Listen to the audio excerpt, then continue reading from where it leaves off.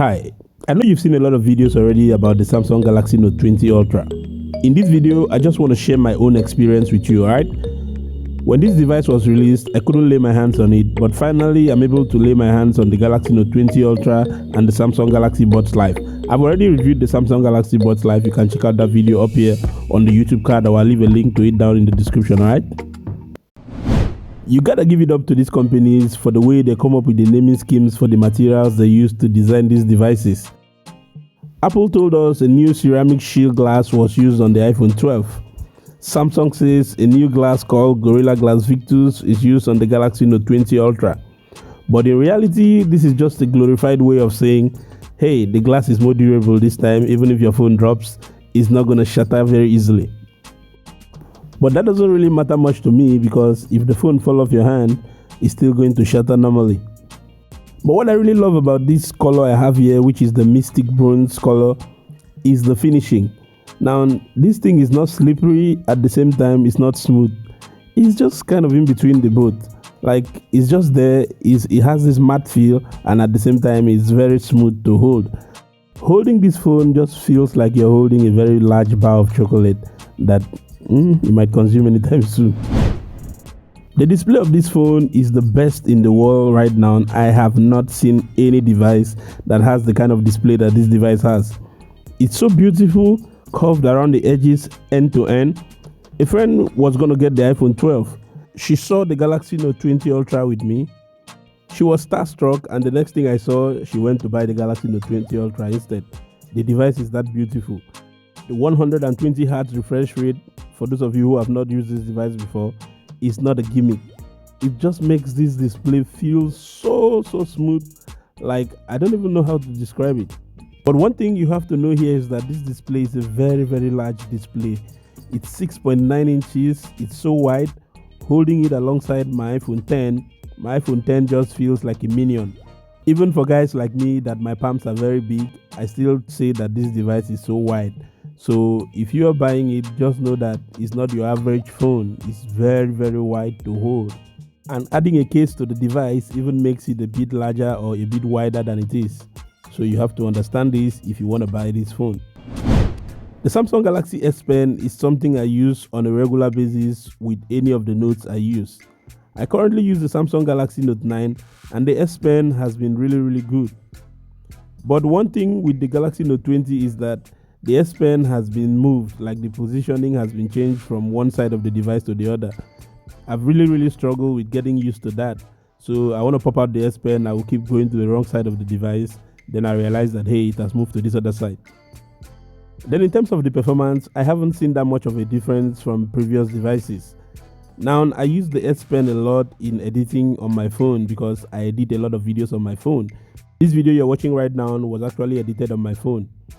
If you guys are interested to know how I edit on my phone, leave a comment down in the comment section and I'll sure do a follow-up video on it, alright?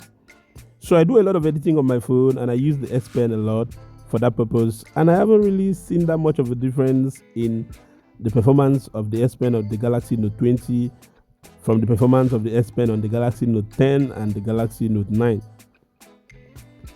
The pen is still very much the same length, still feels the same way, and still does the same thing on both devices. A quick comparison between the Galaxy Note 20 Ultra and my Galaxy Note 9, which I currently use here, shows me that all the buttons have been moved to the right side of the Galaxy Note 20 Ultra. And the Galaxy Note 20 Ultra is obviously a taller phone and a wider phone than the Galaxy Note 9. And also the Galaxy Note 20 Ultra now has the fingerprint reader on the screen, just like the Galaxy Note 10. And talking about the fingerprint reader, it is the same kind of ultrasonic fingerprint reader that came in the Galaxy Note 10. Setting it up was quite easy, took a few minutes, and functionality wise it functions, but it's not lightning fast, though it's fast, but it's just average like previous models. If you've made it this far in the video and we haven't met before, my name is Kingsley. On this channel we talk about gadgets, technology and tech as a whole. Please do give this video a thumbs up and consider subscribing, alright? It helps the channel out a lot. The battery of the phone is quite strong. It can give you up to 8 hours of screen on time. If you're a heavy user, this phone can take you through half of the day without charging, but if you're a regular user, I believe you can use this phone till up to maybe 5 or 6 p.m. before you have to charge it. This is a big improvement for me because initially I got the Samsung Galaxy Note 10 Plus to use, but I noticed that the battery life was very terrible. So I had to go back and get the Galaxy Note 9 because the Galaxy Note 9 has excellent battery life, but the Galaxy Note 20 has even a better battery life. So this device has up to 12 gigs of RAM, and you can get between 128, 256 and 512 gigabyte internal storage. The version I have here has 256 gigabyte internal storage. So if you're asking me for the performance of this device, of course, what do you expect from a device that has up to 12 gigs of RAM? The performance is excellent. The variant I have here is the Exynos version. It runs on the Exynos 990 chipset from Samsung. And so far, I have not experienced any issues in terms of performance, slowdown, lags, or anything like that. So I think the Exynos 990 is really doing well.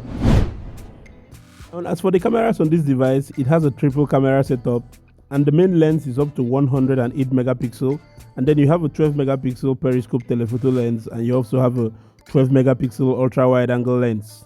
Picking up this phone for the first time or seeing it for the first time, the first thing you're going to notice prominently is how large the slab on the back is. That is because it has very large lenses, 108 megapixel lenses and all. And after using these lenses and checking them out, I think they basically made corrections to all the mistakes they made on the Galaxy S20 Ultra, like focus peaking and all those things that plague the Galaxy S20 Ultra, which they've not been able to fix even with software updates. And then I'm going to let you go through some of the sample images I have taken. Now, for the portrait images, what I noticed is that edge detection is very good, and they've been trying so hard to make sure that this phone gives you the kind of bokeh that you get with a DSLR camera. It's not there yet, but I think it's actually getting there day by day. So both front and back cameras actually have very good edge detections for portrait photos.